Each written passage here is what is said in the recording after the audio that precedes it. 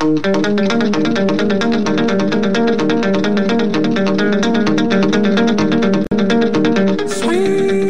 tradisional Indonesia begitu banyak dan beragam. Bahkan Indonesia adalah salah satu negara yang memiliki kesenian tradisional terbanyak di dunia. Setiap kesenian tradisional yang ada di Indonesia tak hanya sekedar berisi tarian, lantunan lagu, atau alunan musik saja, namun memiliki makna yang mendalam dan filosofi khusus di baliknya. Bahkan ada beberapa kesenian tradisional khas Indonesia yang diduga bernuansa mistik dan melibatkan roh halus. Sehingga sudah biasa jika di tengah pertunjukan, para pemain pentas kesenian tradisi tersebut mengalami kesurupan. Berikut 7 kesenian yang melibatkan roh halus versi on the spot.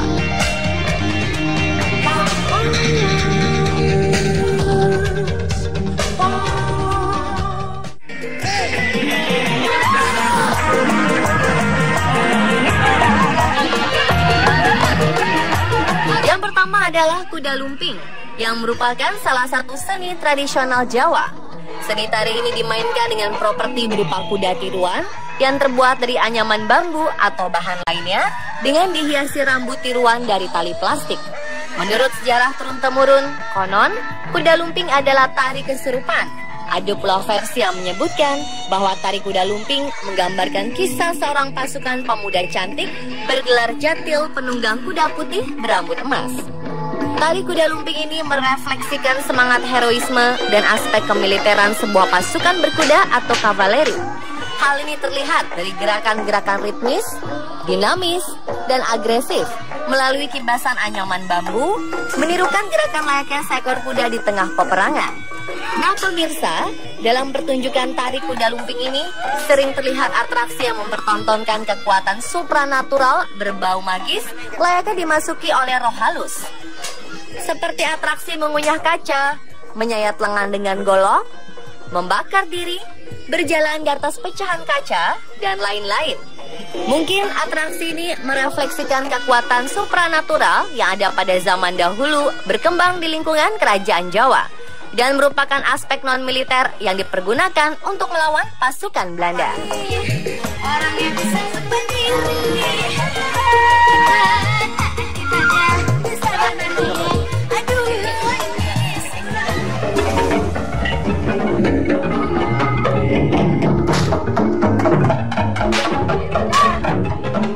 Kesenian bantengan adalah sebuah seni pentas budaya tradisi yang menggabungkan unsur tari, olah kanuragan, musik, dan syair atau mantra yang sangat kental dengan nuansa magis. Pelaku bantengan yakin bahwa permainannya akan semakin menarik apabila telah masuk pada tahapan ketika pemain pemegang kepala bantengan menjadi kesurupan arwah leluhur banteng atau disebut danyangan.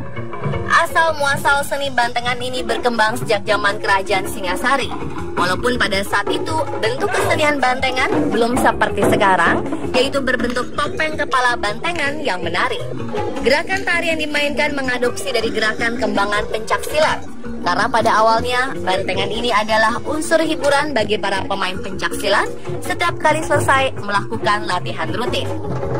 Meski berkembang dari kalangan perguruan pencaksilat, namun sekarang seni ini telah berdiri sendiri sebagai bagian dari seni tradisi. Sehingga tidak keseluruhan perguruan pencaksilat di Indonesia mempunyai grup bantengan, dan begitu juga sebaliknya. Bantengan ini selalu diiringi oleh sekelompok orang yang memainkan alat musik berupa gong, kendang, dan lain-lain. Kesenian ini dimainkan oleh 2 orang laki-laki, satu di bagian depan sebagai kepalanya dan satu di bagian belakang sebagai ekornya. Dan biasanya lelaki bagian depan akan kesurupan dan orang yang di belakangnya akan mengikuti setiap gerakannya. Namun tak jarang orang di bagian belakang juga kesurupan. Bantengan dibantu agar kesurupan oleh orang yang memakai pakaian serba merah yang biasa disebut abangan dan kaos hitam yang biasa disebut irengan.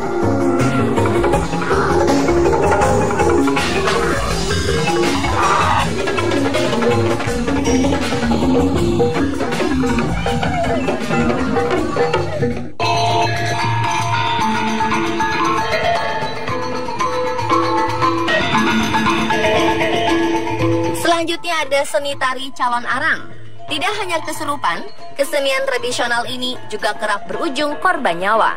Di setiap pementasan seni tari yang dipentaskan desa adat di Bali ini, selalu ada yang kerasukan roh halus dan melakukan aksi menghujamkan keris dalam tubuh.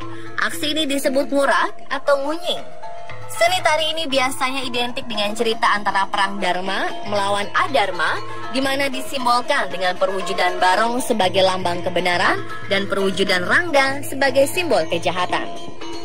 Calon Arang adalah cerita semi sejarah dari zaman pemerintahan Raja Erlangga di Kahuripan, Jawa Timur pada abad ke-9.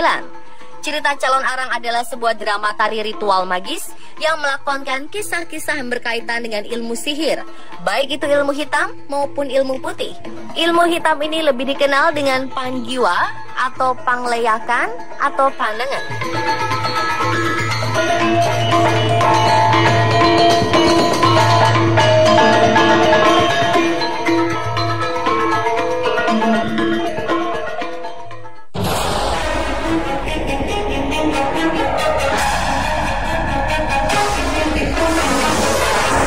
Masyarakat adat suku Osing atau penduduk asli Banyuwangi memiliki beragam tradisi.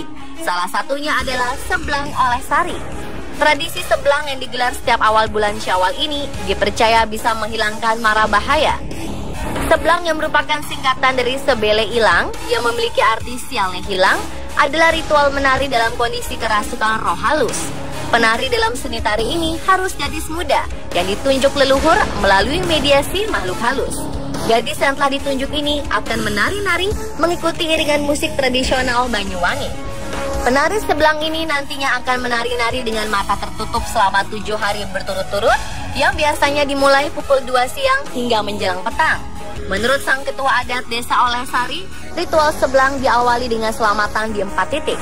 2 diantaranya yakni makam sesepuh desa setempat, Ki Buyut Ketut dan Ki Buyut Cili. Ritual puncak kesenian ini adalah menggiring penari ke arena seblang yang letaknya di pusat desa. Penari ini menggunakan mahkota khusus disebut ongkrok yang terbuat dari daun pisang muda yang dihiasi berbagai bunga harum. Setelah sang pawang mempersembahkan sesaji, sang penari mulai kesurupan. Dengan iringan musik dari gamelan yang khas, penari pun menari berkeliling arena berbentuk bulat didampingi 2 orang pengiring. Seblang berarti menghilangkan pengaruh buruk. Karena itu, gaya tarian ini membuang tangan ke kanan atau ke kiri.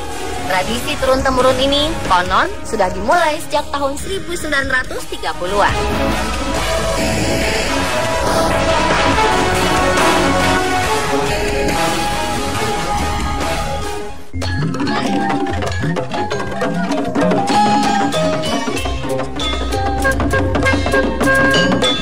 Reak adalah kesenian berupa iring-iringan sinden, kuda lumping, sisingaan, dan penari bertopeng dengan seperangkat atau sekumpulan instrumen etnik Sunda seperti suling, kendang, kentungan, dan calung.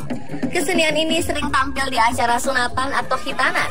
Iring-iringan reak biasanya diarak berkeliling dari kampung ke kampung melusuri jalan raya. Sebelum iring-iringan dilaksanakan, sang pemimpin reak atau pawang biasanya melakukan ritual khusus yang terdiri dari mujasmedi sambil membacakan mantra-mantra dan membakar kemenyan. Yang tujuannya adalah upaya untuk meminta keselamatan selama proses reak berlangsung. Setelah ritual awal selesai, dimulailah membunyikan instrumen-instrumen atau tabu-tabuhan dengan nada-nada ritmis. Pengantin sunat ini didudukan di atas punggung kuda lumping atau sisingaan. Sedangkan penari bertopeng ikut bersama mengikuti keduanya sambil menari. Beberapa penari menyebutkan bahwa tarian-tarian mereka merupakan gerak otomatis atau alami, tergantung pada bawaan roh halus para leluhur yang merasuki badan dan jiwa mereka.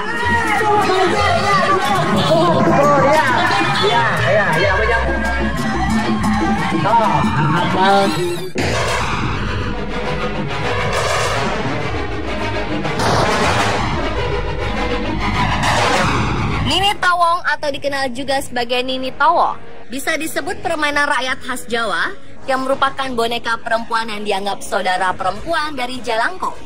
Dinamakan Nini Tawong karena mukanya putih atau tawong, disebut Nini karena jenis kelaminnya perempuan.